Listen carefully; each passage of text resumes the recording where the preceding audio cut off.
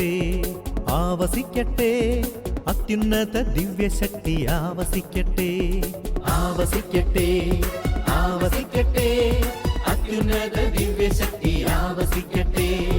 വ്യാപരിക്കട്ടെ, വ്യാപരിക്കട്ടെ, സർവേശ ദൈവാരൂപി വ്യാപരിക്കട്ടെ, വ്യാപരിക്കട്ടെ, വ്യാപരിക്കട്ടെ, സർവേശ ദൈവാരൂപി വ്യാപരിക്കട്ടെ. ആവസിക്കട്ടെ, ആവസിക്കട്ടെ, അത്യുന്നത ദിവ്യശക്തി ആവസിക്കട്ടെ.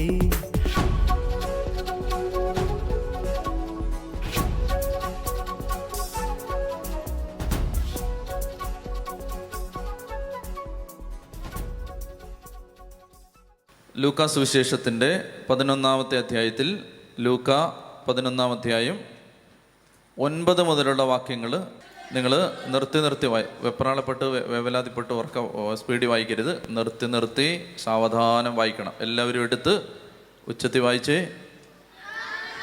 ഞാൻ നിങ്ങളോട് പറയുന്നു, ചോദിക്കുവിൻ നിങ്ങൾക്ക് ലഭിക്കും, അന്വേഷിക്കുവിൻ നിങ്ങൾ കണ്ടെത്തും, മുട്ടുവിൻ നിങ്ങൾക്ക് തുറന്ന് കിട്ടും. ശ്രദ്ധിക്കുക, ഇവിടെ പറഞ്ഞിരിക്കുന്നത് ചോദിക്കുവിൻ നിങ്ങൾക്ക് ചിലപ്പോൾ കിട്ടും എന്നാണോ? ചോദിക്കുവിൻ നിങ്ങൾക്ക് ഒരു പക്ഷേ കിട്ടിയേക്കാം എന്നാണോ? This is A definite statement. ഈ സ്റ്റേറ്റ്മെൻറ്റ് വളരെ അഫർമേറ്റീവാണ്, ഇത് വളരെ അസേർട്ടീവാണ്. ഇതിനകത്ത് ഇത് പറഞ്ഞാൽ ഇതിനകത്ത് എക്സെപ്ഷൻ ഇല്ല. അങ്ങനത്തെ ഒരു സെൻറ്റൻസാണിത്. ചോദിക്കുവിൻ നിങ്ങൾക്ക് കിട്ടിയിരിക്കും എന്നാണ് അതിൻ്റെ അർത്ഥം. എനിക്ക് പറയാനുള്ളത്, ഈ ബോധ്യം ഞാൻ ഇന്നലെ പറഞ്ഞതുപോലെ ഈ ബോധ്യം നമ്മുടെ ഹൃദയത്തിൽ നിറയട്ടെ.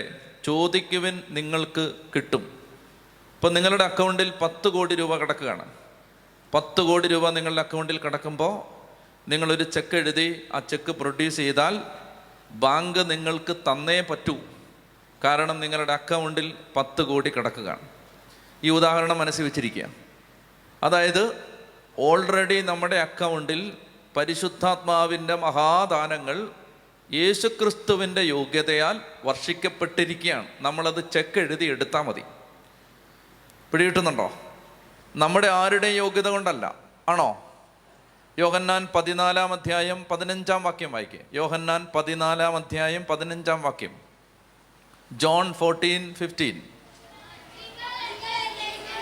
നിങ്ങൾ എന്നെ സ്നേഹിക്കുന്നെങ്കിൽ എൻ്റെ കൽപ്പന പാലിക്കും. അടുത്തത്, ഞാൻ പിതാവിനോട് അപേക്ഷിക്കുകയും എന്നേക്കും നിങ്ങളോടുകൂടെ ആയിരിക്കാൻ മറ്റൊരു സഹായകനെ അവിടുന്ന് നിങ്ങളുടെ പക്കലേക്ക് അയക്കുകയും ചെയ്യും.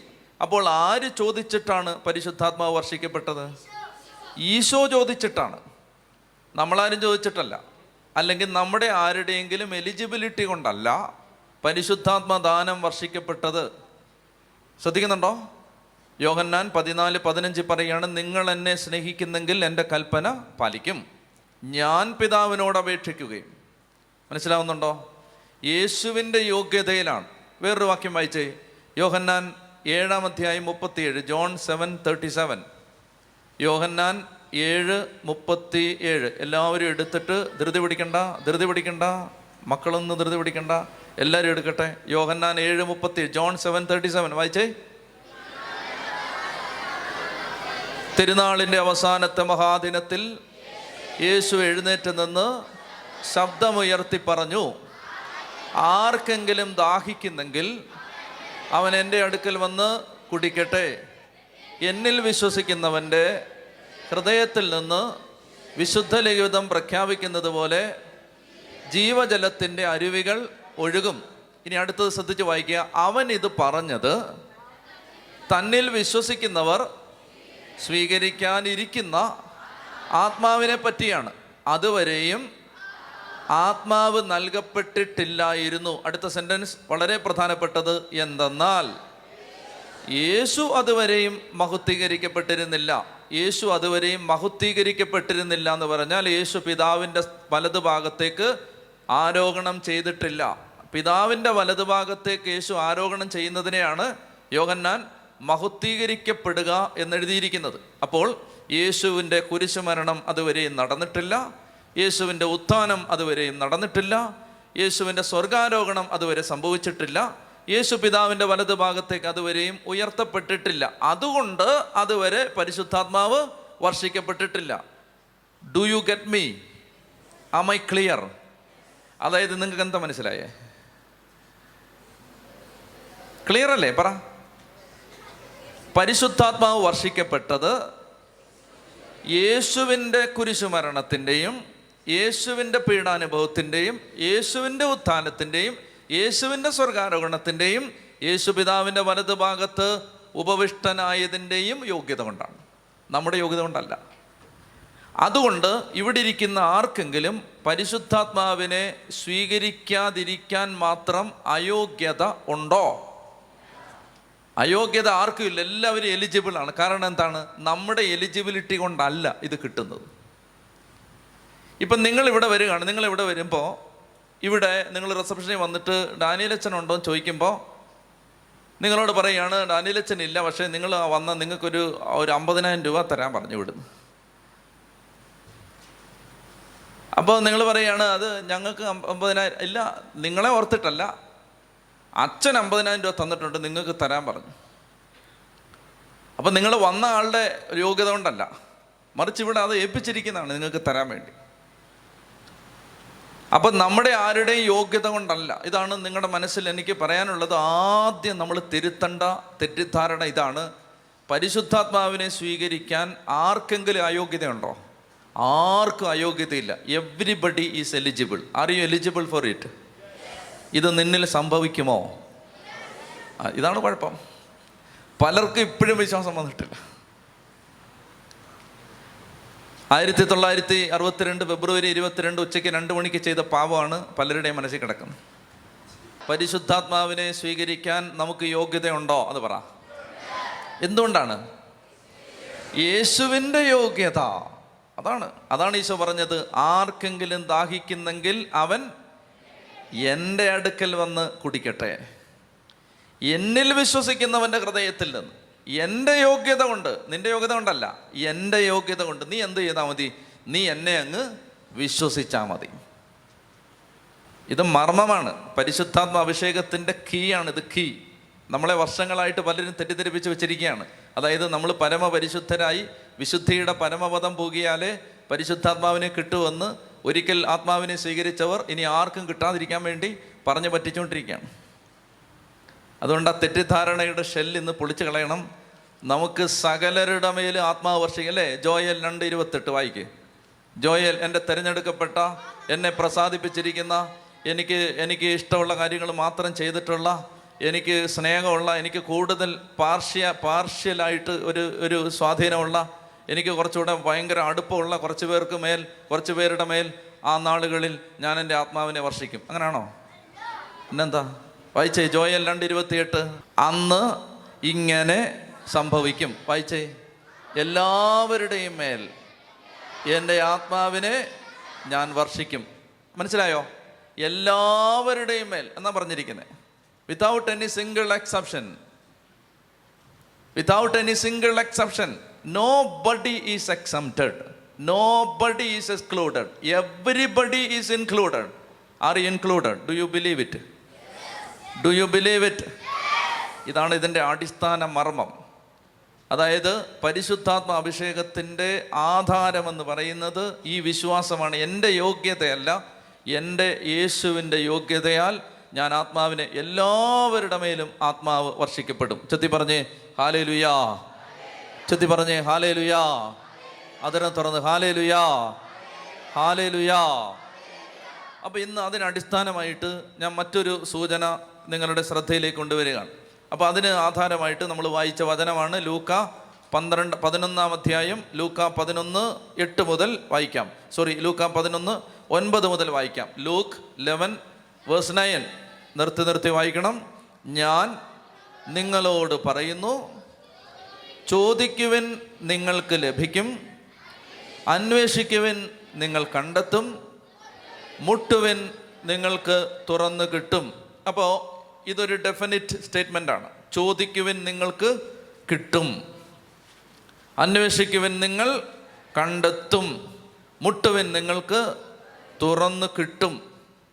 ഇനി ഇവിടെ പറഞ്ഞിരിക്കുന്നത് എങ്ങനെയാണ്? മലയാളം ട്രാൻസ്ലേഷനിൽ ചോദിക്കുവിൻ നിങ്ങൾക്ക് കിട്ടും എന്നാണെങ്കിലും ശരിക്കും അതിൻ്റെ ഭാഷാന്തരം ഇങ്ങനെയാണ്: ചോദിച്ചുകൊണ്ടേയിരിക്കുവിൻ നിങ്ങൾക്ക് കിട്ടും. അങ്ങനെയാണത്. അന്വേഷിച്ചുകൊണ്ടേയിരിക്കുവിൻ നിങ്ങൾ കണ്ടെത്തും, മുട്ടിക്കൊണ്ടേയിരിക്കുവിൻ നിങ്ങൾക്ക് തുറന്നു കിട്ടും. ഒറ്റ പ്രാവശ്യം ചോദിക്കുന്നതിനെ കുറിച്ചല്ല ഈ പറയുന്നത്. Continuous asking, keep on asking, keep on asking, keep on searching, keep on knocking. മനസ്സിലാവുന്നുണ്ടോ? ചോദിച്ചുകൊണ്ടേയിരിക്കുക. അപ്പോൾ ഈ ദിവസങ്ങളിൽ സംഭവിക്കേണ്ട ഒരു കാര്യം ഇതാണ്: ചോദിച്ചുകൊണ്ടിരിക്കണം. എപ്പം വരെ ചോദിക്കണം? കിട്ടുന്നവരെ ചോദിക്കണം. എപ്പം വരെ ചോദിക്കണം? കിട്ടുന്നിടം വരെ ചോദിച്ചുകൊണ്ടിരിക്കണം. കിട്ടും, അത് ഉറപ്പാണ്. ഈശോ പറയാണ്, ചോദിച്ചുകൊണ്ടിരിക്കുക നിങ്ങൾക്ക് കിട്ടും, അന്വേഷിച്ചുകൊണ്ടിരിക്കുക നിങ്ങൾ കണ്ടെത്തും, മുട്ടിക്കൊണ്ടിരിക്കുക നിങ്ങൾക്ക് തുറന്നു കിട്ടും. ഇനി അടുത്തത് ഒന്നുകൂടെ വായിച്ചത് ലൂക്ക 11:9 വായിച്ചേ. ഞാൻ നിങ്ങളോട് പറയുന്നു, ചോദിക്കുവിൻ നിങ്ങൾക്ക് ലഭിക്കും, അന്വേഷിക്കുവിൻ നിങ്ങൾ കണ്ടെത്തും, മുട്ടുവിൻ നിങ്ങൾക്ക് തുറന്നു കിട്ടും. എന്തെന്നാൽ ചോദിച്ചുകൊണ്ടിരിക്കുന്ന ഏവനും ലഭിക്കുന്നു, അന്വേഷിച്ചുകൊണ്ടിരിക്കുന്നവൻ കണ്ടെത്തുന്നു, മുട്ടിക്കൊണ്ടിരിക്കുന്നവന് തുറന്നു കിട്ടുകയും ചെയ്യുന്നു. അടുത്ത വചനം: നിങ്ങളിൽ ഏതൊരു പിതാവാണ് മകൻ മീൻ ചോദിച്ചാൽ പകരം പാമ്പിനെ കൊടുക്കുക? നിങ്ങൾ വായിക്കുന്നില്ലേ? നിർത്തി വായിച്ചേ. നിങ്ങളിൽ ഏത് പിതാവാണ് മകൻ മീൻ ചോദിച്ചാൽ പകരം പാമ്പിനെ കൊടുക്കുക, മുട്ട ചോദിച്ചാൽ പകരം തേളിനെ കൊടുക്കുക? അടുത്തത് വളരെ പ്രധാനപ്പെട്ടത്: മക്കൾക്ക് നല്ല ദാനങ്ങൾ നൽകാൻ ദുഷ്ടരായ നിങ്ങൾക്കറിയാമെങ്കിൽ സ്വർഗസ്ഥനായ പിതാവ് തന്നോട് ചോദിക്കുന്നവർക്ക് എത്രയധികമായി പരിശുദ്ധാത്മാവിനെ നൽകുകയില്ല. ഇതാണ് അതിനകത്ത് ഇന്ന് ശ്രദ്ധിക്കാൻ ആത്മാവ് എനിക്ക് തരുന്ന പ്രേരണ. ഇതിനെക്കുറിച്ച് പറയാനാണ്. അതായത് വലിയ ഒരു തെറ്റിദ്ധാരണ നമ്മൾ തിരുത്തണം. അപ്പോൾ ആ തെറ്റിദ്ധാരണ തിരുത്താൻ വളരെ ശ്രദ്ധയോടെ നിങ്ങൾ എൻ്റെ പിന്നാലെ വരണം. ഇവിടെ പറഞ്ഞിരിക്കുന്നത്, മക്കൾക്ക് നല്ല ദാനങ്ങൾ കൊടുക്കാൻ ദുഷ്ടരായി നിങ്ങൾക്കറിയാമെങ്കിൽ തന്നോട് ചോദിക്കുന്നവർക്ക് സ്വർഗസ്ഥനായ പിതാവ് എത്രയധികമായി പരിശുദ്ധാത്മാവിനെ നൽകും. തന്നോട് ചോദിക്കുന്നവർക്ക് സ്വർഗസ്ഥനായ പിതാവ്. അതിനകത്ത് നമ്മൾ ശ്രദ്ധിക്കേണ്ട 2 വാക്കുകൾ: ഒന്ന് മക്കൾ, 2 സ്വർഗസ്ഥനായ പിതാവ്. ഇവിടെ നമ്മുടെ മനസ്സിൽ നമ്മൾ കൊണ്ടുവരേണ്ട ഒരു ചിത്രം, ദൈവത്തെക്കുറിച്ച് നിങ്ങൾ കണ്ടിരിക്കുന്ന ചിത്രം എന്താണ്? നിങ്ങൾക്ക് ദൈവത്തെക്കുറിച്ചുള്ള ധാരണ എന്താണ്? ദൈവം നിങ്ങൾക്ക് ആരാണ്? വാക്കുകൊണ്ടോ ബുദ്ധി കൊണ്ടോ ബോധത്തിൽ ഉള്ള ഒരാശയം പറയാനല്ല ഞാൻ പറയുന്നത്. നിങ്ങളുടെ എക്സ്പീരിയൻസിൽ, നിങ്ങളുടെ മനസ്സിൽ ദൈവം നിങ്ങൾക്ക് ആരാണ്? ഞാൻ ഒരു സിമ്പിളായ ചോദ്യം ചോദിക്കുമ്പോൾ ആ ചോദ്യത്തിൻ്റെ ഉത്തരം നിങ്ങൾക്ക് കണ്ടെത്താൻ പറ്റും. നിങ്ങൾ ആ ചോദ്യത്തിന് ഉത്തരം എന്നോട് പറയണമെന്നില്ല. നിങ്ങളുടെ ഉള്ളിൽ നിങ്ങൾ ആത്മാർത്ഥമായിട്ട് ചിന്തിച്ചാൽ മതി. നിങ്ങൾ കുമ്പസാരക്കൂട്ടിലേക്ക് പോകുന്നത് സത്യത്തിൽ പേടിച്ചിട്ടാണോ സ്നേഹിച്ചിട്ടാണോ? എന്നോട് മറുപടി നിങ്ങൾ പറയണ്ട. എനിക്കൊരു കാര്യത്തിൽ നല്ല വ്യക്തതയുണ്ട്: 95% ആളുകളും പോകുന്നത് പേടിച്ചിട്ടാണ്. അല്ലെങ്കിൽ നിങ്ങൾ ഒറ്റയ്ക്ക് വാ, ഞാൻ പറഞ്ഞുതരാം. പേടിച്ചിട്ടാണ് 95% കുമ്പസാരക്കൂട്ടിലേക്ക് പോകുന്നത്. നിങ്ങൾക്കറിയാമല്ലോ, നിങ്ങളൊരു ഡിബേറ്റിന് തയ്യാറല്ലെന്ന് എനിക്ക് നന്നായിട്ടറിയാം. പേടിച്ചിട്ടാണ്. എന്ത് പേടിച്ചിട്ട്? ഞങ്ങൾ ധ്യാനഗുരുക്കന്മാർ നല്ല രീതിയിൽ അതിന് കോൺട്രിബ്യൂട്ട് ചെയ്തിട്ടുമുണ്ട്. നിങ്ങളെ പേടിപ്പിക്കുന്നതിൽ, അതായത് പാപത്തിൻ്റെ ശിക്ഷ. ഇത് നിസ്സാരമാണെന്നല്ല പറയുന്നത്, അതൊക്കെ പ്രധാനപ്പെട്ടതാണ്. പക്ഷെ പ്രിയപ്പെട്ട സഹോദരങ്ങളെ, പാപമുണ്ട്, പാപത്തിന് ഗൗരവമുണ്ട്, പാപത്തിന് ശിക്ഷയുണ്ട്. അതെല്ലാം സത്യമായിരിക്കെ തന്നെ, അതൊരു വശത്ത് സത്യമായിരിക്കെ തന്നെ, ആ സകല പാപവും യേശുക്രിസ്തു, ആരുടെയൊക്കെ പാപം? ഇന്ന് വരെ ഭൂമിയിൽ ജനിച്ച് മരിച്ചവരുടെ, ഇന്ന് ജീവിച്ചിരിക്കുന്നവരുടെ, ഇനി ജനിക്കാൻ പോകുന്നവരുടെ, ഈ ഭൂമിയിലുള്ള ആദി മാതാപിതാക്കൾ മുതൽ അവസാനത്തെ മനുഷ്യൻ വരെയുള്ള സകലരുടെയും പാപം യേശുക്രിസ്തു, പാപം മാത്രമല്ല പാപത്തിൻ്റെ ശിക്ഷയും യേശുക്രിസ്തു കുരിശിലേറ്റെടുത്തെന്ന് നമ്മൾ വിശ്വസിച്ചിട്ടില്ല. നമുക്കിപ്പോഴും പേടിയാണ്. നമുക്കെപ്പോഴും കുറ്റബോധമാണ്. 22 വർഷം മുമ്പ് കുമ്പസാരക്കൂട്ടിലേറ്റ് പറഞ്ഞ പാപത്തിൻ്റെ ശിക്ഷയും നമ്മളിപ്പോൾ ഭയപ്പെടുന്നുണ്ട്. ഞാൻ സിമ്പിളായിട്ട് വേറൊരു കാര്യം പറയട്ടെ. നിങ്ങളുടെ കുട്ടി ഒരു പ്രേമബന്ധത്തിൽ ഉൾപ്പെട്ടു എന്ന് വിചാരിക്കുക. ഓട്ടോമാറ്റിക്കായിട്ട് നിങ്ങളുടെ മനസ്സൊരു കണക്ഷൻ കണ്ടുപിടിക്കും. പണ്ട് 17ാമത്തെ വയസ്സിൽ ഞാൻ ഇതുപോലെ ഒരെണ്ണം കാണിച്ചിട്ടുണ്ട്, അതിൻ്റെ ശിക്ഷയാണിത്. സത്യമല്ലെങ്കിൽ പറ, സത്യമല്ലേ പറ. സത്യമായതുകൊണ്ടാണ് നിങ്ങൾ മിണ്ടാതിരിക്കുന്നത്. ഓട്ടോമാറ്റിക്കായിട്ട് നമ്മുടെ മനസ്സിലൊരു കണക്ഷൻ വരും. പണ്ട് നമ്മൾ കാണിച്ച തെമ്മാടിത്തരത്തിന് കിട്ടിയ ശിക്ഷയാണിത്. എനിക്ക് നിങ്ങളോട് പറയാനുള്ളത്, 28 കൊല്ലം മുമ്പ് നിങ്ങൾ ചെയ്തൊരു തെറ്റ് ഓർമ്മിച്ച് വെച്ച് 2019 മെയ് മാസം 3-ാം തീയതി നിങ്ങളെ ശിക്ഷിക്കാനിരിക്കുന്ന ഒരു ദൈവമാണ് നിങ്ങളുടെ ദൈവമെങ്കിൽ ആ ദൈവത്തിൽ നിങ്ങൾ വിശ്വസിക്കരുത്. അങ്ങൊരു ദൈവം അല്ല നമ്മുടെ ദൈവം. അങ്ങൊരു ദൈവം അല്ല നമ്മുടെ ദൈവം. ഇവിടെ എന്താ പറഞ്ഞിരിക്കുന്നത്? മക്കൾ സ്വർഗസ്ഥനായ പിതാവ്. നമ്മളാരാ? നിങ്ങൾ നിങ്ങളുടെ വീട്ടിലെ കാര്യം എടുത്തു. നിങ്ങളുടെ വീട്ടിൽ നിങ്ങളുടെ കൊച്ചൊരു തെറ്റ് ചെയ്തു. 7ാമത്തെ വയസ്സിൽ തെറ്റ് ചെയ്തു, 10ാമത്തെ വയസ്സിൽ തെറ്റ് ചെയ്തു, 18ാമത്തെ വയസ്സിൽ തെറ്റ് ചെയ്തു, 25ാമത്തെ വയസ്സിൽ തെറ്റ് ചെയ്തു, 65ാമത്തെ വയസ്സിൽ നിങ്ങൾ ആ 7ാമത്തെ വയസ്സിൽ ആ കുട്ടി ചെയ്ത തെറ്റിനെ കുറിച്ച് പറഞ്ഞുകൊണ്ടിരിക്കുമോ? നിങ്ങൾ ദുഷ്ടരായി നിങ്ങൾ പറ. അങ്ങനെയാണെങ്കിൽ അതിനേക്കാൾ മോശമാണോ നമ്മുടെ സ്വർഗസ്ഥനായ പിതാവ്? നിങ്ങൾ പറ. അതിനേക്കാൾ മോശമാണോ നമ്മുടെ സ്വർഗസ്ഥനായ പിതാവ്? ആണോ? ആരാണ് നമ്മുടെ ദൈവം? ദൈവം എൻ്റെ അപ്പനാണ്. പരിശുദ്ധാത്മാവിനെ കിട്ടണമെങ്കിൽ ഒന്നാമതായി ദൈവത്തെക്കുറിച്ചുള്ള നമ്മുടെ ധാരണ മാറ്റണം. ദൈവം ഇങ്ങനെ വടിയും കൊണ്ടിരിക്കുന്ന ഒരാളല്ല. യേശുക്രിസ്തുവിൻ്റെ കുരിശുമരണത്തിന് മുമ്പ് ഒരു വ്യക്തി പാപം ചെയ്താൽ ആ പാപത്തിൻ്റെ സകല ശിക്ഷയും ആ വ്യക്തിയോ ആ വ്യക്തിയുടെ മക്കളോ ഏറ്റെടുക്കണം. ഇത് സത്യമാണ്.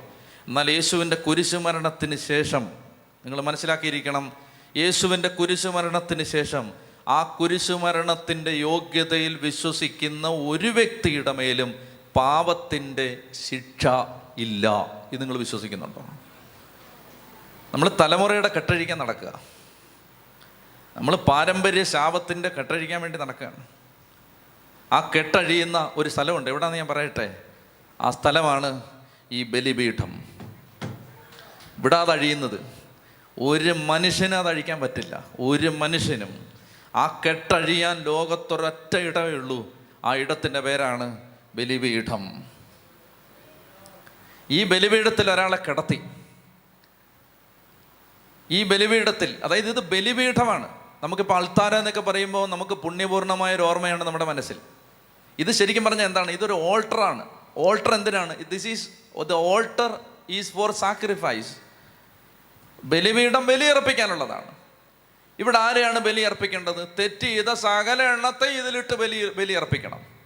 തെറ്റ് ചെയ്ത സകല എണ്ണത്തെയും ബലിയർപ്പിക്കാനുള്ള ഓൾട്ടറാണിത്. ആ ഓൾട്ടറിൽ തെറ്റ് ചെയ്ത സകലർക്കും പകരമായിട്ട് കർത്താവായ യേശു ക്രിസ്തു തന്നെ ബലി കൊടുത്തു. ഇവിടാണ് നിന്റെ തലമുറയുടെ കെട്ട് അഴിയുന്നത്. വേറെ ഒരിടത്തുമല്ല. വേറെ ഒരു മനുഷ്യനും, നിങ്ങൾ വെറുതെ കാശ് കൊണ്ട് കളയാന്നേ ഉള്ളൂ. ഒരുത്തനും നിങ്ങളുടെ കുടുംബത്തിൻ്റെ കെട്ടഴിക്കാൻ പറ്റില്ല. ഉച്ചത്തി പറഞ്ഞേ ഹല്ലേലൂയാ, ഹല്ലേലൂയാ. എൻ്റെ പ്രിയപ്പെട്ട സഹോദരങ്ങളെ, നമ്മുടെ ദൈവം നമ്മുടെ അപ്പനാണ്. ഇത് വിശ്വസിക്കണം. വേഗം എടുത്ത് റോമാലേഖനം 8-ാം അധ്യായം 15-ാം തിരുവചനം. റോമാലേഖനം 8-ാം അധ്യായം 15-ാം തിരുവചനം. നിങ്ങളെ 14 മുതൽ വായിച്ചേ. 14 മുതൽ. റോമർ 8:14. ദൈവാത്മാവിനാൽ നയിക്കപ്പെടുന്നവരെല്ലാം ദൈവത്തിൻ്റെ പുത്രന്മാരാണ്. ഒന്നുകൂടെ വായിച്ചേ.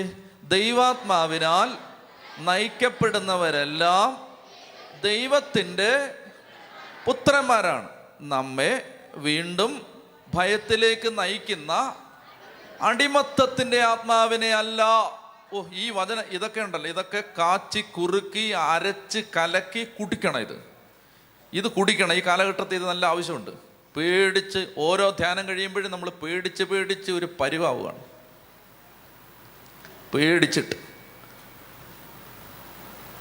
ഒരു ചേട്ടൻ പറഞ്ഞു, ഇതൊക്കെ അറിയാതിരുന്നപ്പോൾ സമാധാനം ഉണ്ടായിരുന്നു. ഇതെല്ലാം കൂടെ അറിഞ്ഞിട്ട് ദൈവമേ, ഇന്ന് അങ്ങോട്ട് നോക്കാൻ വയ്യ, അവിടെ ബന്ധനം, ഇങ്ങോട്ട് നോക്കാൻ വയ്യ, ഇവിടെ ബന്ധനം, താഴെ നോക്കാൻ വയ്യ, അവിടെ പിശാച്, ഉത്തരത്തിൽ നോക്കാൻ വയ്യ, അവിടെ വേറൊരു പിശാച്. സമാധാനം മുഴുവൻ പോയി. മറ്റേ അറിയാതിരുന്നപ്പോൾ യാതൊരു എങ്ങോട്ട് വേണേലും പോയി, എവിടുന്ന് വേണേലും വാങ്ങിച്ച് തിന്നായിരുന്നു, യാതൊരു കുഴപ്പം. അവിടുന്ന് വാങ്ങിച്ച് തിന്നാൻ പാടില്ല, ബന്ധനം. ഇവിടുന്ന് വെള്ളം കുടിക്കാൻ പാടില്ല, ബന്ധനം. ആ വീട്ടിൽ അങ്ങോട്ട് നോക്കാൻ പറ്റില്ല, ബന്ധനം. ആ ദിശയെ നോക്കാൻ പറ്റില്ല, ബന്ധനം. ഒരു സമാധാനവും ഇല്ലാതായി. ഞാൻ ചോദിക്കട്ടെ, മതം നിങ്ങൾക്ക് തന്നത് എന്താണ്? അടിമത്താണോ, ഭയമാണോ, അതോ വിടുതലാണോ? യേശുക്രിസ്തുവിലേക്ക് നിങ്ങൾ വന്നാൽ നിങ്ങൾ പേടിക്കുകയല്ല വേണ്ടത്, നിങ്ങളുടെ പേടി മാറുകയാണ് വേണ്ടത്. ചൊത്തി പറഞ്ഞേ ഹല്ലേലൂയാ. മനസ്സിലാവുന്നു? യേശുക്രിസ്തു വന്ന് നമ്മളെ വീണ്ടും പേടിപ്പിക്കാൻ വേണ്ടിയിട്ടല്ല. എടാ പേടിക്കണ്ടടാ എന്ന് പറയാനാണ് ഈശോ വന്നത്. പേടിക്കണ്ട, ഞാനുണ്ട്, ഞാൻ ഏറ്റെടുത്തു നിന്റെ ശിക്ഷ. ഇതങ്ങോട്ട് നമുക്കിത് പിടികിട്ടിയിട്ടില്ല. പിടികിട്ടാൻ ഞങ്ങൾ നിങ്ങളെ സമ്മതിച്ചിട്ടുമില്ല. പറ ചെത്തി പറഞ്ഞേ ഹല്ലേലൂയാ, ഹല്ലേലൂയാ. എൻ്റെ പൊന്നുമക്കളെ, നമ്മുടെ ദൈവം നമ്മുടെ അപ്പനാണ്. ഇത് വിശ്വസിക്കാവോ? ഇന്ന് നീ ആത്മാവിനാൽ നിറയും. ഇത് വിശ്വസിക്കാവോ? നമ്മൾ വിചാരിച്ചു വെച്ചിരിക്കും നമ്മുടെ ഉള്ള ശിക്ഷയെല്ലാം കൂടെ കാർന്നവരും വലിയപ്പം മുതൽ. ഞാൻ ചോദിച്ചു, എന്നടാ നീ ഇന്ന് ഉറങ്ങിയില്ലേ? ഒരുത്തൻ എന്നെ വിളിച്ചപ്പോൾ, നീ ഇന്ന് ഉറങ്ങിയില്ലേ? ഓ ഉറങ്ങിയില്ലെന്ന് പറഞ്ഞു. എന്നാ കാര്യം? ഓ വെളുപ്പിനെ എഴുന്നേറ്റ് 3 മണിക്ക് മുട്ടുകുത്തി 100 കരണക്കൊന്ത ചൊല്ലണം. എന്താ കാര്യം? ഓ 3 മണിക്ക് എൻ്റെ വല്യപ്പൻ സുഖിച്ചതാ, ഞാനിപ്പോൾ സഹിക്കുക എന്ന് പറഞ്ഞു. വല്യപ്പൻ സൂചിച്ചതിന് ഇവനിപ്പോൾ സഹിച്ചോണ്ടിരിക്കുക 3 മണിക്ക്. നീ സഹിക്കണ്ടടാ. നിനക്ക് വേണ്ടി യേശു ക്രിസ്തു സഹിച്ചു. ഇത് നീ വിശ്വസിച്ചാൽ മതി. മനസ്സിലാവുന്നുണ്ടോ? നിനക്ക് വേണ്ടി യേശു ക്രിസ്തു സഹിച്ചു. നിന്റെ വല്യപ്പൻ ചെയ്ത തെറ്റിന് നീ സഹിക്കണ്ട, നിനക്ക് വേണ്ടി യേശു സഹിച്ചു. അത് നീ വിശ്വസിച്ചാൽ മതി. പിടികിട്ടുന്നുണ്ടോ? ഇതൊക്കെ നമുക്ക് ഭയങ്കര പാടാണ് ഇത് വിശ്വസിക്കാൻ, ഭയങ്കര പാടാണ്. ഇത് പറഞ്ഞാൽ ആളുകളുടെ മനസ്സിൽ ഭയങ്കര സംശയം വരികയാണ്. അയ്യോ അപ്പോൾ ശിക്ഷ കിട്ടില്ലേ? എന്നോടൊരു സഹോദരൻ ചോദിച്ചു, അപ്പം ശിക്ഷ ഇല്ലേ? അയ്യോ, ഞാൻ പറഞ്ഞു ശിക്ഷ വേണോ? അല്ല, എനിക്ക് വേണ്ട. എൻ്റെ ഏക സമാധാനം ലവന് ശിക്ഷ കിട്ടുമല്ലോ എന്നുള്ളതായിരുന്നു. അപ്പം ഇല്ലേ? യേശു ഇത് ഏറ്റെടുത്തോ? ഉള്ള സമാധാനം അങ്ങ് പോയി. നമുക്ക് ആരെങ്കിലും 10 പേര് നരകത്തിൽ പോയില്ലെങ്കിൽ ഒരു സമാധാനവും ഇല്ല. നമ്മൾ സത്യക്രിസ്ത്യാനികൾക്ക് ഒരു 15 പേര് നരകത്തിൽ പോയില്ലെങ്കിൽ യാതൊരു സമാധാനമില്ല. അയ്യോ അപ്പം ശിക്ഷയില്ലേ? ഈ ചേച്ചിയുടെ ഏക സമാധാനം അമ്മായിമ്മ തീക്കകത്ത് കിടക്കുമല്ലോ എന്നുള്ളതായിരുന്നു ഏക അപ്പം അതും ഇല്ലാതായി. പരിശുദ്ധാത്മാഭിഷേക ധ്യാനം കഴിഞ്ഞു, അതും ഇല്ലാതായി. നമുക്ക് ആരെങ്കിലുമൊക്കെ തീക്കകത്ത് ഇട്ടില്ലെങ്കിൽ ഒരു സമാധാനമില്ല. ഒന്നാമത് നമ്മൾ തീക്കകത്ത് വീഴും, അത് നമുക്ക് ഉറപ്പാണ്. പിന്നെ ആ കൂട്ടത്തിൽ ഒരു 15 പേരെ കൂടി തീക്കകത്തിടണം. ഇടാതെ നമുക്കൊരു സമാധാനമില്ല. അപ്പോൾ വായിച്ച് റോമർ 8:14, ദൈവാത്മാവിനാൽ നയിക്കപ്പെടുന്നവരെല്ലാം ദൈവത്തിൻ്റെ പുത്രന്മാരാണ്. നമ്മെ വീണ്ടും ഭയത്തിലേക്ക് നയിക്കുന്ന അടിമത്തത്തിൻ്റെ ആത്മാവിനെ അല്ല, മറിച്ച് പുത്രസ്വീകാരത്തിൻ്റെ ആത്മാവിനെയാണ് നിങ്ങൾ കൈക്കൊണ്ടിരിക്കുന്നത്. ഈ ആത്മാവ് മൂലമാണ് നാം ആബാ പിതാവേ എന്ന് വിളിക്കുന്നത്. നാം ദൈവത്തിൻ്റെ മക്കളാണെന്ന് ഈ ആത്മാവ് നമ്മുടെ ആത്മാവിനോട് ചേർന്ന് സാക്ഷ്യം നൽകുന്നു. എന്നെ ശ്രദ്ധിച്ചേ, നമ്മെ വീണ്ടും ഭയത്തിലേക്ക്, അടിമത്തത്തിലേക്ക് നയിക്കുന്ന ഭയത്തിൻ്റെ ആത്മാവിനെ അല്ല. ഈ വചനം നിങ്ങൾ വിശ്വസിക്കണം. നമ്മളെ വീണ്ടും ഭയത്തിലേക്ക്, ഭയം, എന്തെല്ലാം കാര്യങ്ങൾക്കാണ് ഭയം?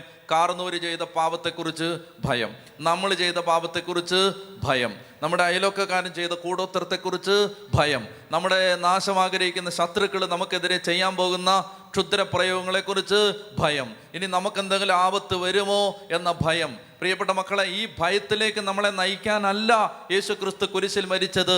മറിച്ച് കർത്താവ് പറയാണ്, നിന്റെ മേൽ വരാനുള്ള സകല ശിക്ഷയും, സകല ശാപവും, സകല ദുരിതവും, സകല അനർത്ഥവും ഞാൻ കുരിശിൽ ഏറ്റെടുത്തു. നീ ഇത് വിശ്വസിക്കുന്നോ? ഇത്രയുള്ള കർത്താവിന് ഇത് വിശ്വസിച്ചാൽ ഒരു വ്യക്തി, യോഹന്നാൻ 1:12, വേഗം വായിച്ചേ, യോഹന്നാൻ 1:12, ഈ കാര്യം ഒരു വ്യക്തി വിശ്വസിച്ചാൽ എന്താ സംഭവിക്കുന്നത്? യോഹന്നാൻ ജോൺ 1:12, തന്നെ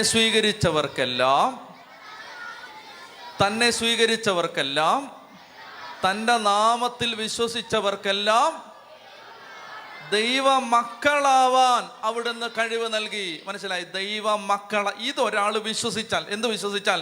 യേശു ക്രിസ്തു എൻ്റെ പാപം ഏറ്റെടുത്തു, എൻ്റെ ശാപം ഏറ്റെടുത്തു, എൻ്റെ മേലുള്ള ദുരിതം ഏറ്റെടുത്തു, എൻ്റെയും എൻ്റെ കുടുംബത്തിൻ്റെയും മേലുള്ള ശിക്ഷാവിധി യേശുക്രിസ്തു ഏറ്റെടുത്തുവെന്ന് ഒരു വ്യക്തി വിശ്വസിച്ചാൽ, യോഹന്നാൻ 1:12 വായിച്ചേ, തന്നെ സ്വീകരിച്ചവർക്കെല്ലാം, തൻ്റെ നാമത്തിൽ വിശ്വസിച്ചവർക്കെല്ലാം ദൈവ മക്കളാവാൻ അവിടുന്ന് കഴിവ് നൽകി. അപ്പം നമ്മുടെ സ്റ്റേറ്റസ് എന്താണ്? നമ്മുടെ ഐഡന്റിറ്റി സ്റ്റേറ്റ്മെന്റ് എന്താണ്? നമ്മൾ ആരാണ്? ദൈവ മക്കൾ. നിങ്ങളിത് വിശ്വസിക്കണം. നമ്മൾ ദൈവത്തിൻ്റെ മക്കളാണ്. നമ്മൾ ദൈവത്തിൻ്റെ മക്കളാണ്. ഇനിമേൽ നിങ്ങൾ അന്യരോ പരദേശികളോ അല്ല, ദൈവഭവനത്തിലെ അംഗങ്ങളും വിശുദ്ധരുടെ സഹപൗരരുമാണ്. ഇത് വിശ്വസിക്കണം. റോമർ 8:1 വായിച്ച്. റോമർ 8:1. റോമാലേഖനം 8:1 വായിച്ചേ. ആകയാൽ ഇപ്പോൾ യേശുക്രിസ്തുവിനോട് ഐക്യപ്പെട്ടിരിക്കുന്നവർക്ക് ശിക്ഷാവിധി ഇല്ല. ഇനി ഇതിനൊക്കെ വ്യക്തമായിട്ട് എങ്ങനെ പറയുന്നേ? യേശുക്രിസ്തുവിനോട് ഐക്യപ്പെട്ടിരിക്കുന്നവർക്ക് ശിക്ഷാവിധി ഇല്ല.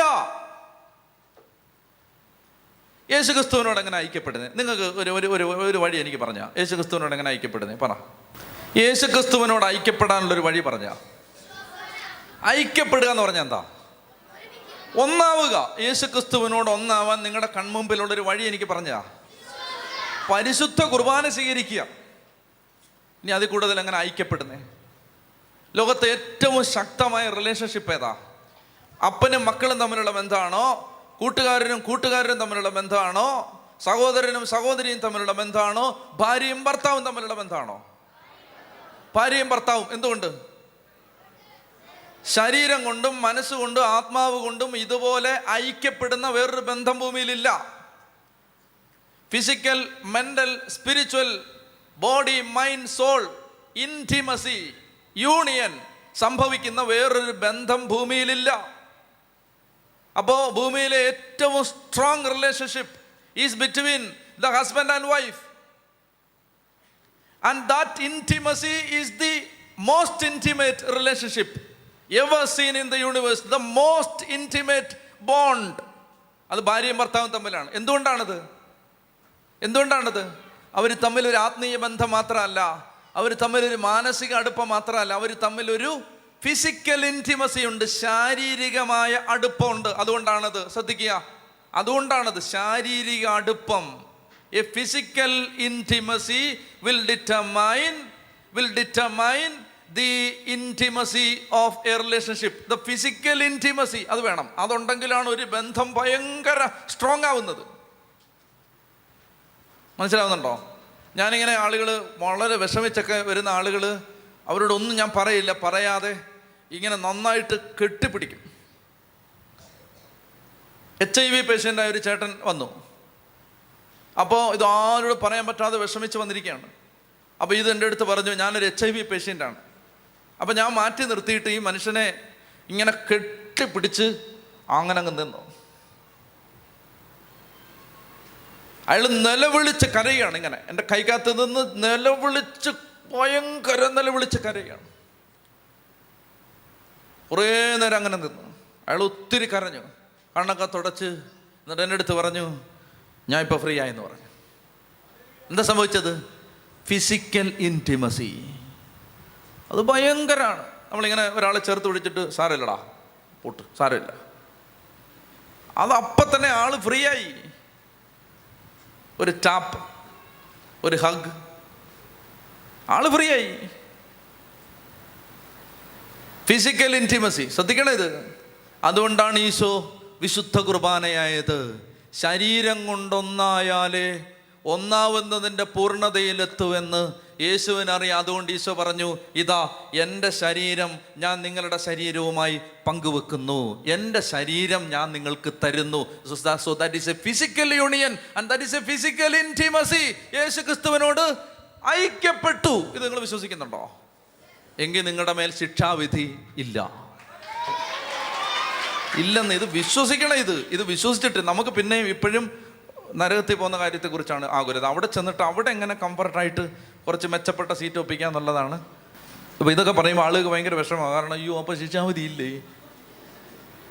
യേശുക്രിസ്തുവിനോട് ഐക്യപ്പെടുന്നവർക്ക് ശിക്ഷാവിധി. ശിക്ഷ എന്ന് പറയുമ്പോൾ നിത്യശിക്ഷ മാത്രമല്ല, ഈ ഭൂമിയിലും ശിക്ഷ ഇല്ലെന്ന് നിങ്ങൾ വിശ്വസിച്ചാൽ ശിക്ഷയില്ല. എന്നാൽ നിങ്ങൾ പറയുകയാണ്, ഞാൻ 1962 ഫെബ്രുവരി 22 ഉച്ച കഴിഞ്ഞ് 2 മണിക്ക് ചെയ്ത പാപത്തിന് ശിക്ഷയുണ്ടെന്ന് നിങ്ങൾ വിശ്വസിച്ചാൽ ശിക്ഷയുണ്ട്. മനസ്സിലാവുന്നുണ്ടോ? വേഗം ഒന്ന് എഴുന്നേറ്റ്. കുറച്ചൊക്കെ ഫ്രീ ആയോ? കുറച്ച് വിഷമം മാറിയോ? ഞാൻ വലിയൊരു അത്ഭുതം കണ്ടെന്തെന്നറിയാമോ? ഞാൻ കുമ്പസാരത്തെക്കുറിച്ച് ഒത്തിരി ക്ലാസ് എടുത്തിട്ടുണ്ട്. ക്ലാസ് എടുക്കുമ്പോഴൊക്കെ ഞാൻ പാപത്തിൻ്റെ ഗൗരവം, പാപത്തിന് കിട്ടാൻ പോകുന്ന ശിക്ഷ, പാപം ചെയ്തവർക്ക് കിട്ടിയ ശിക്ഷ, ഇതെല്ലാം പറഞ്ഞ് ക്ലാസ് എടുത്തിട്ടുണ്ട്. യൂട്യൂബിൽ കിടപ്പുണ്ട്, നിങ്ങൾ നോക്കിക്കോ. അതെല്ലാം കേട്ടിട്ട് ആളുകൾ കുമ്പസാരിച്ചിട്ട് അവർക്ക് കുമ്പസാര അനുഭവങ്ങളൊക്കെ എന്നോട് പങ്കുവച്ചിട്ടുണ്ട്. അതൊക്കെ കേട്ട് ആളുകൾ കുമ്പസാരിച്ചിട്ടുണ്ട്. പക്ഷെ എനിക്ക് പിന്നെ മനസ്സിലായി, ഇത് ആളുകൾ പേടിച്ചിട്ട് പോയാണ് കുമ്പസാരിച്ചിരിക്കും. കാരണം ദൈവമേ, ഈ കോടാലി എല്ലാം കൂടി ഇനി അവസാനം നമ്മുടെ പിള്ളേരുടെ തലയിൽ ഇതെല്ലാം ഇരിക്കുമല്ലോ എന്ന് ഓർത്തിട്ട് പേടിച്ചിട്ടാണ്. അപ്പോൾ എനിക്ക് അതിനെക്കുറിച്ച് മനസ്സിലായപ്പോൾ പിന്നീട് ഞാൻ കുമ്പസാരത്തിൻ്റെ ക്ലാസ്സുകളിൽ ഞാൻ കർത്താവായ ഈശോ നമുക്ക് ചെയ്തത്, യേശുവിൻ്റെ സ്നേഹം പറയാൻ തുടങ്ങി. എനിക്ക് കാണാൻ പറ്റിയൊരു മാറ്റം എന്തെന്നറിയാമോ? അതായത് കുമ്പസാരക്കൂട്ടിൽ മണിക്കൂറുകൾ വീണ്ടും തിരക്ക്. പണ്ടും തിരക്കായിരുന്നു. പണ്ട് തിരക്ക് എന്താണ്? പേടിച്ചിട്ടാണ്. ഈ ധ്യാനം എല്ലാം കൂടെ കേട്ടിട്ട് വരണ്ട് പേടിച്ച് തീക്കകത്ത് കിടക്കുമല്ലോ എന്ന് ഓർത്തിട്ട് പോയി കുമ്പസാരം. ഇത് പറഞ്ഞു കഴിഞ്ഞപ്പോൾ എന്നെ ദൈവം ബോധ്യപ്പെടുത്തി. എൻ്റെ ഒരു അനുഭവം ഞാൻ പറയുകയാണ്. എനിക്ക് വന്നൊരു ട്രാൻസിഷൻ ഞാൻ പറയുകയാണ്. ഈ കർത്താവിൻ്റെ പിതാവിൻ്റെ സ്നേഹം അങ്ങോട്ട് പറഞ്ഞ്, ഈശോ മക്കളെ നമുക്ക് വേണ്ടി ശിക്ഷ ഏറ്റെടുത്തിട്ട് നിങ്ങൾ വിഷമിക്കണ്ട, നിങ്ങൾ കർത്താവിനോട് നിങ്ങൾ പറഞ്ഞാൽ മതി എന്ന് പറയുമ്പോൾ, പ്രത്യേകിച്ച് ഈ യൂത്ത് ധ്യാനത്തിനൊക്കെ, യുവജനങ്ങളുടെ ധ്യാനത്തിനൊക്കെ ആദ്യത്തെ ദിവസം 70 അച്ഛന്മാരാണ് ഇരുന്നത്. 70 അച്ഛന്മാർ. തീർന്നില്ല, കുമ്പസാരം തീർന്നില്ല. അടുത്ത ദിവസം കൊണ്ടാണ് കുമ്പസാരം തീർന്നത്. യൂത്തിനെ പേടിപ്പിച്ചൊന്നുമില്ല. അവരോട് പറഞ്ഞ, മക്കളെ, നമ്മൾ പിതാവിൻ്റെ മക്കളാടാ കൊച്ചേ, നീ പേടിക്കൊന്നും വേണ്ട, നീ കഞ്ചാവായിരിക്കും, നീ കള്ളായിരിക്കും, നീ വിഷമിക്കണ്ട, നീ ഈശോടെടുത്ത് ചെല്ല്. മണിക്കൂറുകൾ നീണ്ട കുമ്പസാരക്കൂട്ടിൽ നിന്ന് എഴുന്നേറ്റ് വന്ന അച്ഛന്മാർ പറഞ്ഞു, അസാധാരണമായ ഹൃദയം തുറക്കലായിരുന്നു. പേടിച്ചിട്ടാണോ? അല്ല. എനിക്കൊരു കാര്യം ഉറപ്പാണ്, നമ്മൾ പേടിച്ചിട്ട് കുമ്പസാരിച്ചാൽ 4 ദിവസം കഴിയുമ്പോൾ നമ്മുടെ പേടി മാറുമ്പോൾ പിന്നെ നമ്മൾ പാപം ചെയ്യും. സ്നേഹിച്ചിട്ട് കുമ്പസാരിച്ചാൽ ആ സ്നേഹം ഓർക്കുമ്പോൾ നമ്മൾ പിന്നെ പാപം ചെയ്യാൻ മടിക്കും. സ്നേഹം ഓർക്കുമ്പോൾ. ചൊല്ലി പറഞ്ഞേ ഹല്ലേലൂയാ. അപ്പോൾ അതുകൊണ്ട് പരിശുദ്ധാത്മ അഭിഷേകത്തിന് വേണ്ടി ഒരുങ്ങുമ്പോൾ ഈശോ പറയുന്ന ഒരു കാര്യം ഇതാണ്, ആത്മാവ് തരുന്ന പ്രേരണ, നമ്മുടെ ദൈവത്തെക്കുറിച്ചുള്ള സങ്കല്പം മാറ്റണം. നമ്മുടെ ദൈവം വടിയും കൊണ്ടിരിക്കുന്ന ഒരാളല്ല. ദൈവം ആരാണ്? അപ്പനാണ്. അപ്പം അതുകൊണ്ട് നമ്മുടെ ജീവിതത്തിൽ നിങ്ങൾ ഹൃദയം തുറന്ന് പാപങ്ങൾ ഏറ്റുപറയാൻ തയ്യാറുള്ള ഒരാളാണെങ്കിൽ നിങ്ങൾ ചെയ്ത ഒരു തെറ്റിൻ്റെയും ഒരു ശിക്ഷയും നിങ്ങളെ വേട്ടയാടില്ലെന്ന് യേശുവിൻ്റെ നാമത്തിൽ ഞാൻ നിങ്ങളെ അറിയിക്കുന്നു. ഇതിൻ്റെ പേരാണ് സുവിശേഷം. മനസ്സിലായോ? ഇതിൻ്റെ പേരാണ് സുവിശേഷം. അപ്പോഴല്ലേ അത് നല്ല വാർത്തയാവൂ. അല്ലേ അത് നല്ല വാർത്തയാവുന്നത് എന്താ നല്ല വാർത്ത? പക്ഷേ നീ പേടിക്കണ്ട, ഒന്നും പേടിക്കണ്ട, എല്ലാം ഞാൻ ശരിയാക്കിയിട്ടുണ്ട്. അപ്പോഴല്ലേ അത് നല്ല വാർത്തയാവൂ. ഇല്ലേ? പറ, കോമൺ സെൻസ് ഉപയോഗിക്കുക.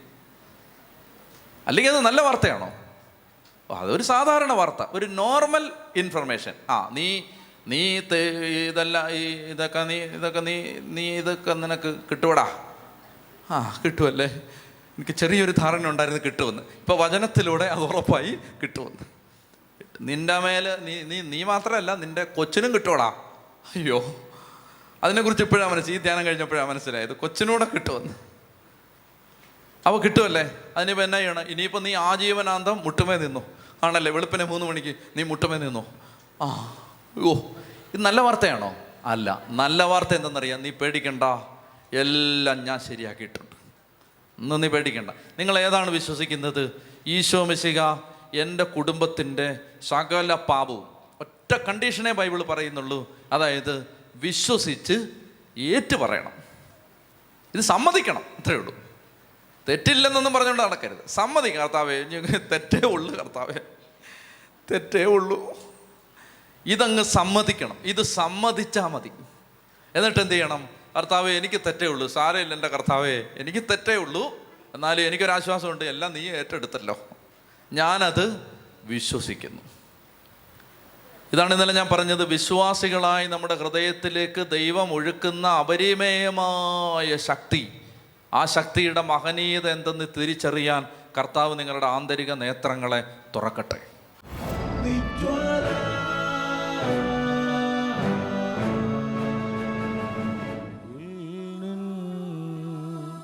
മുമ്പിൽ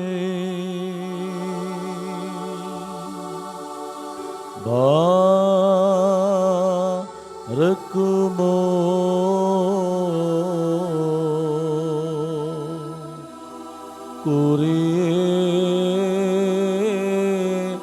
ലൈസോ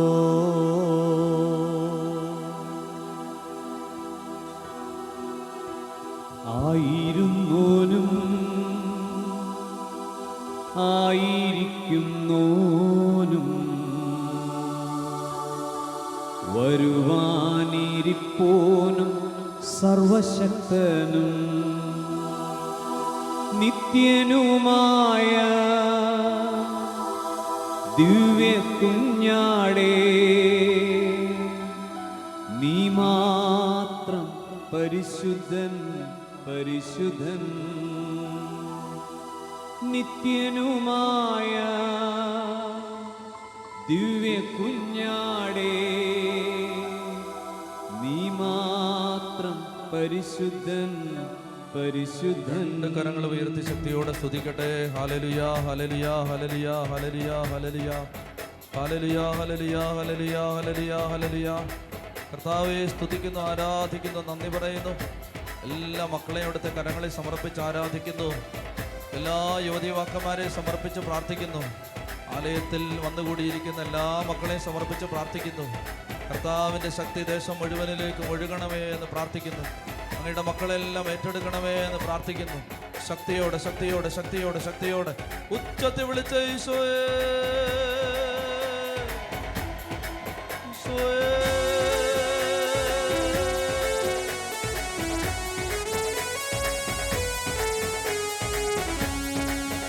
കരങ്ങളടിച്ച്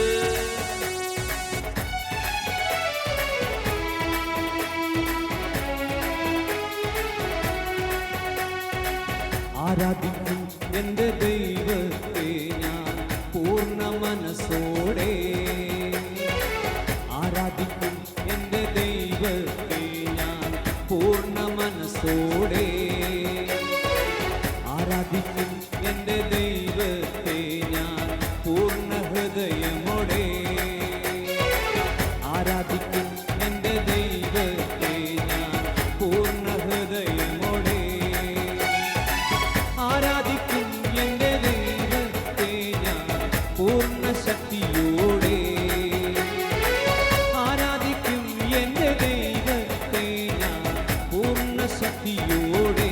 കരമുയർത്തി ആരാധിക്കും എൻ്റെ ദൈവത്തെ ഞാൻ പൂർണ്ണ മനസ്സോടെ.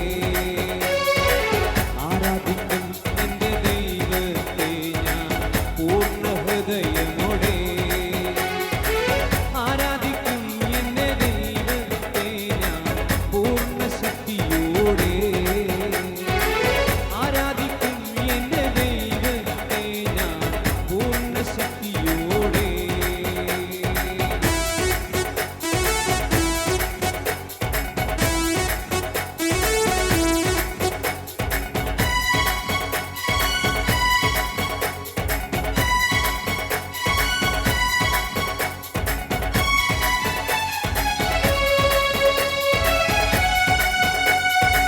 ദാനിയേലേപ്പോൽ സഹനത്തിലും ആരാധിക്കും എൻ്റെ ദൈവത്തെ.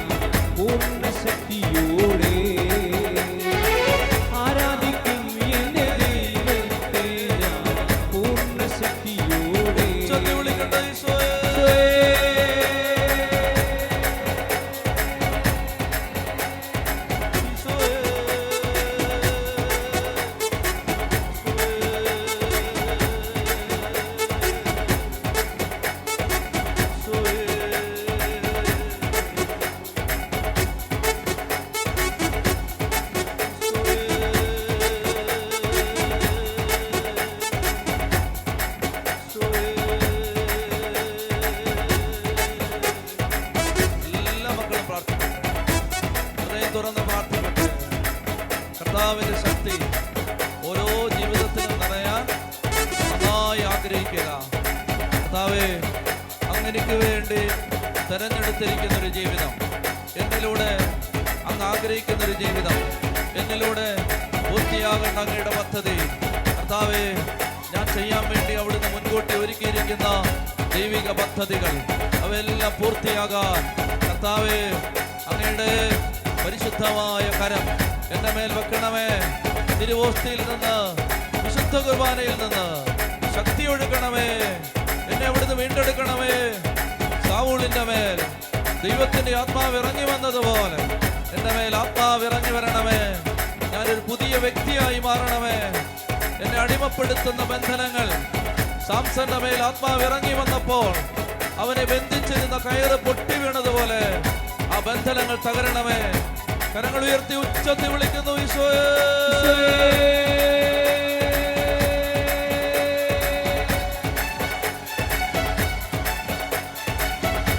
ഉച്ചത്തിൽ വിളിക്കുന്നു ഈശോയേ.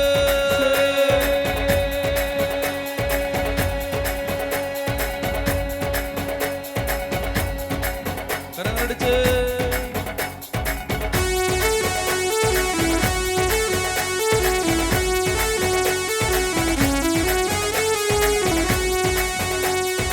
ആരാധിക്കുന്നു, ഞങ്ങൾ ആരാധിക്കുന്നു ദൈവപിതാവിനെ ആരാധിക്കുന്നു. ആരാധിക്കുന്നു, ഞങ്ങൾ ആരാധിക്കുന്നു ദൈവപിതാവിനെ ആരാധിക്കുന്നു. ആരാധിക്കുന്നു, ഞങ്ങൾ ആരാധിക്കുന്നു ദൈവപിതാവിനെ ആരാധിക്കുന്നു. ആരാധിക്കുന്നു, ഞങ്ങൾ ആരാധിക്കുന്നു യേശുവിനെ ഞങ്ങൾ ആരാധിക്കുന്നു. ആരാധിക്കുന്നു, ഞങ്ങൾ ആരാധിക്കുന്നു യേശുവിനെ ഞങ്ങൾ ആരാധിക്കുന്നു. ആരാധിക്കുന്നു, ഞങ്ങൾ ആരാധിക്കുന്നു പരിശുദ്ധാത്മാവിനെ ആരാധിക്കുന്നു. ആരാധിക്കുന്നു, ഞങ്ങൾ ആരാധിക്കുന്നു പരിശുദ്ധാത്മാവിനെ ആരാധിക്കുന്നു. വിളിച്ച ഈശോയേ.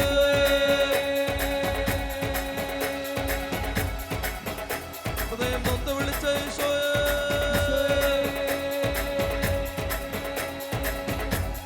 തിരുശരീരത്തിൽ നിന്നും തിരുരക്തത്തിൽ നിന്നും ഒഴുകുന്ന ദൈവിക ജീവൻ യുവതീവാക്കന്മാരുടെ മേൽ, കുടുംബങ്ങളുടെ മേൽ ഇപ്പോൾ ഒഴുകിയിറങ്ങണമേ.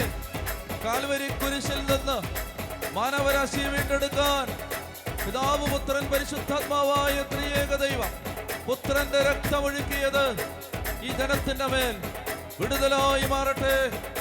സകല ബന്ധനങ്ങളെ തകർക്കുന്ന ദൈവത്തിന്റെ ശക്തി ഈ കുടുംബങ്ങളുടെ മേൽ ഇപ്പോൾ ഒഴുകിയിറങ്ങട്ടെ.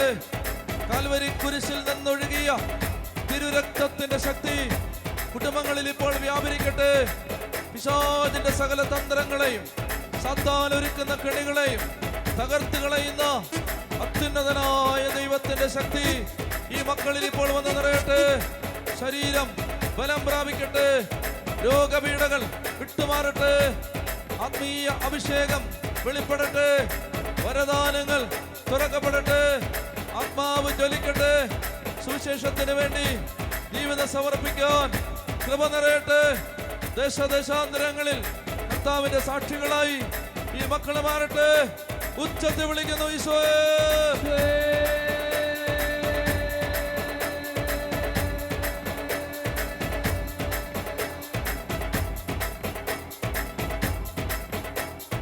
കരങ്ങളടിച്ച്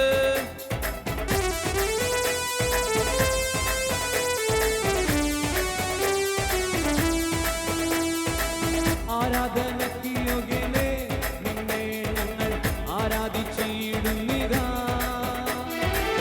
ആരാധനയ്ക്ക് യോഗ്യനേ, നിന്നെ ഞങ്ങൾ ആരാധിച്ചിടുന്നിതാ. ആരാധനയ്ക്ക് യോഗ്യനേ, നിന്നെ ഞങ്ങൾ ആരാധിച്ചിടുന്നിതാ. ആരാധനയ്ക്ക് യോഗ്യനേ, നിന്നെ ഞങ്ങൾ ആരാധിച്ചിടുന്നിതാ. ആരാധനയ്ക്ക്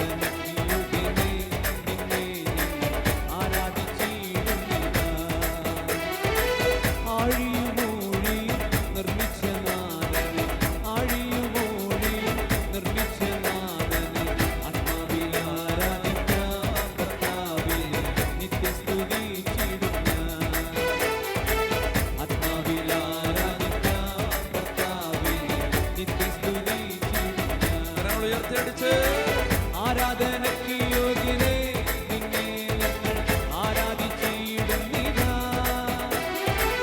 ആരാധനയ്ക്ക് യോഗ്യനേ നിന്നെ ഞങ്ങൾ ആരാധിച്ചിടുന്നിതാ. ആരാധനയ്ക്ക് യോഗ്യനേ നിന്നെ ഞങ്ങൾ ആരാധിച്ചിടുന്നിതാ. ആരാധനയ്ക്ക് യോഗ്യനേ നിന്നെ ഞങ്ങൾ ആരാധിച്ചിടുന്നിതാ. ഹല്ലേലൂയ ഹല്ലേലൂയ ഹല്ലേലൂയ ഹല്ലേലൂയ ഉച്ചത്തിൽ ഹല്ലേലൂയ ഹല്ലേലൂയ ഹല്ലേലൂയ ഹല്ലേലൂയ ഉച്ചത്തിൽ hallelujah hallelujah hallelujah hallelujah hallelujah hallelujah hallelujah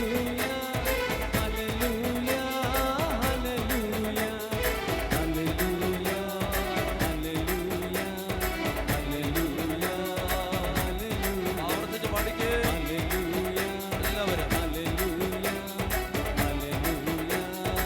എല്ലാവരും ഒരുമിച്ച് പാടിക്കേ.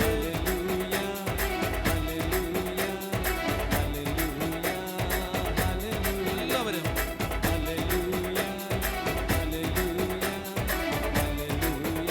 അടച്ച് വലിയ അഭിഷേകത്തോടെ ഉച്ചത്തിൽ പാടിക്കേ.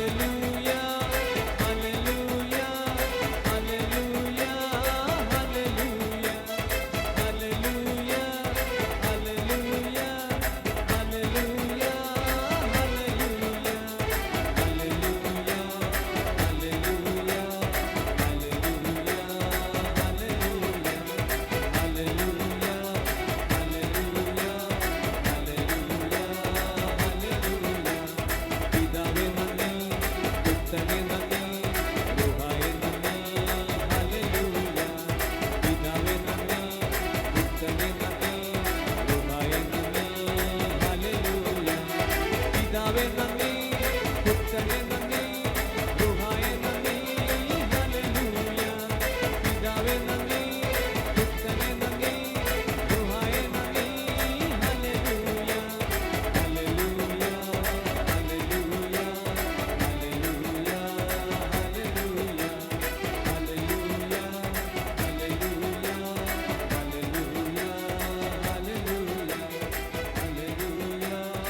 ഹല്ലേലൂയ ഹല്ലേലൂയ ഹല്ലേലൂയ ഹല്ലേലൂയ കരങ്ങൾ കൂപ്പി കണ്ണുകളടച്ച് എല്ലാ മക്കളും പ്രാർത്ഥിക്കുക. വ്യക്തിപരമായി ഓരോരുത്തരെയും കർത്താവിൻ്റെ സ്നേഹം മാടി വിളിക്കുന്നുണ്ട്. കർത്താവിൻ്റെ സ്നേഹം വ്യക്തിപരമായി ഓരോരുത്തരിലേക്കും കടന്നു വരുന്നുണ്ട്. ഒരാൾക്കൂട്ടത്തിൽ പൊതുവായ ഒരു അനുഗ്രഹമല്ല, വലിയൊരു ആൾക്കൂട്ടത്തിൻ്റെ നടുവിൽ പൊതുവായി വർഷിക്കപ്പെടുന്ന ഒരു അഭിഷേകമല്ല, ഒറ്റയ്ക്കൊറ്റയ്ക്ക്. പെന്തക്കോസ്താ തിരുനാളിൽ ആത്മാവ് വന്ന് നിറഞ്ഞപ്പോൾ അഗ്നിജ്വാലകൾ പോലെയുള്ള നാവുകൾ പൊതുവായി വന്നു നിൽക്കുന്നതല്ല അവർ കണ്ടത്.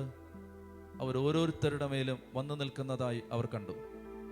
ഓരോരുത്തരുടെ മേലും, ഈ ആലയത്തിലായിരിക്കുന്ന ഓരോ മകൻ്റെ മേലും, ഓരോ മകളുടെ മേലും ഈ അഭിഷേകം, ഈ ദൈവ സാന്നിധ്യം, കർത്താവിൻ്റെ വാത്സല്യം അത് വന്ന് നിറയുന്നുണ്ട്. അത് വിശ്വസിച്ചുകൊണ്ട് കണ്ണടച്ച് എല്ലാ മക്കളും ദിവ്യകാരുണ്യത്തിൽ നിന്നും അപരിമയമായ ദൈവത്തിൻ്റെ ശക്തിയും സ്നേഹവും കരുണയും എൻ്റെ ജീവിതത്തിലേക്ക് ഒഴുകി വരുന്നുണ്ട് എന്ന് വിശ്വസിച്ചുകൊണ്ട് കർത്താവെ ഹൃദയത്തിൽ പ്രാർത്ഥിക്കുക. കർത്താവെ, എന്നിലൂടെ പൂർത്തിയാകാൻ അങ്ങ് ആഗ്രഹിക്കുന്ന ദൈവിക പദ്ധതി പൂർത്തിയാകുവാനായി ഇതാ ഞാൻ എന്നെ തന്നെ സമർപ്പിക്കുകയാണ്. എല്ലാ മക്കളും ഹൃദയത്തിൽ പ്രകാരം പ്രാർത്ഥിക്കണം. മറ്റൊന്നും ശ്രദ്ധിക്കരുത്, ഇങ്ങനെ മാത്രം പ്രാർത്ഥിക്കണം.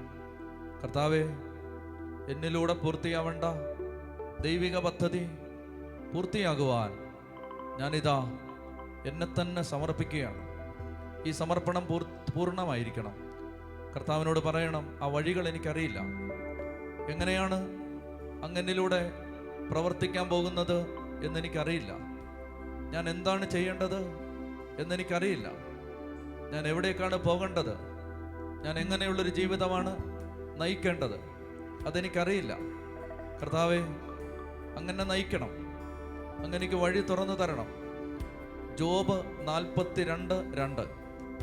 കർത്താവേ, അങ്ങേക്കെല്ലാം സാധ്യമാണെന്നും അങ്ങയുടെ യാതൊരു ഉദ്ദേശത്തെയും ആർക്കും തടയാനാവില്ലെന്നും ഞാൻ അറിയുന്നു. അങ്ങയുടെ യാതൊരു ഉദ്ദേശത്തെയും ആർക്കും തടയാനാവില്ലെന്നും ഞാൻ അറിയുന്നു. നമ്മൾ ഈശോയുടെ ആശീർവാദം സ്വീകരിക്കണം. ഈ സമയത്ത് പ്രിയപ്പെട്ട മക്കളെ, കർത്താവ് നമ്മളെ ആശീർവദിക്കുന്ന സമയത്ത് 2 കരങ്ങളും യേശുവിലേക്ക് തുറന്നു പിടിക്കാം. സ്വർഗത്തിൽ നിന്ന് കൃപയൊഴുകാൻ ആഗ്രഹിക്കാം. ആത്മാവിൻ്റെ ശക്തി ഇറങ്ങാൻ ആഗ്രഹിക്കാം. ദൈവമേ, അങ്ങനെ നയിക്കണമേ എന്ന് ആഗ്രഹിക്കുക. നമ്മൾ വലിയ സ്വരത്തിൽ പ്രാർത്ഥിക്കുന്നില്ല. പ്രിയപ്പെട്ട മക്കളെ, കരങ്ങൾ തുറന്നു പിടിച്ച് നിങ്ങൾ ചെറിയ സ്വരത്തിൽ സ്തുതിച്ചുകൊണ്ട് ഉള്ളിൻ്റെ ഉള്ളിൽ ആഗ്രഹിക്കുക, സ്തുതിച്ച് പ്രാർത്ഥിച്ചുകൊണ്ടേയിരിക്കുക. ചെറിയ സ്വരത്തിൽ സ്തുതിച്ചുകൊണ്ടേയിരിക്കുക. കർത്താവിൻ്റെ ആത്മാവ് എന്നെ നയിക്കാൻ ആഗ്രഹിക്കുന്ന വഴിയിലേക്ക് ദൈവമേ കടന്നു പോകാൻ കൃപ എനിക്ക് തരണം, കൃപ എനിക്ക് തരണം, അഭിഷേകം എനിക്ക് തരണം, ശക്തി കൊണ്ട് എന്നെ നിറയ്ക്കണം. അത് ആഗ്രഹിച്ച് 2 കരങ്ങൾ തുറന്നു പിടിച്ച് അത് ആഗ്രഹിച്ച് കർത്താവേ, അങ്ങനെ നയിക്കാൻ ആഗ്രഹിക്കുന്ന വഴിയിൽ സഞ്ചരിക്കാനുള്ള കൃപ എനിക്ക് തരണം, അങ്ങനെ തിരഞ്ഞെടുക്കണം. അങ്ങ് എനിക്ക് വേണ്ടി ഒരുക്കിയിരിക്കുന്ന വഴി ദൈവമേ, അതെന്തു തന്നെയാണെങ്കിലും ആ വഴിയിൽ കടന്നു പോകാനും ജീവിക്കാനുമുള്ള ധൈര്യം തരണം, വഴി തുറന്നു തരണം. ഈ ആഗ്രഹത്തോടെ കരങ്ങൾ ഉയർത്തി ശക്തിയോടെ സ്തുതിക്കാം. Hallelujah, hallelujah, hallelujah, hallelujah, hallelujah, hallelujah, hallelujah, hallelujah, hallelujah. ഉച്ചത്തിൽ വിളിച്ച ഈശോയേ,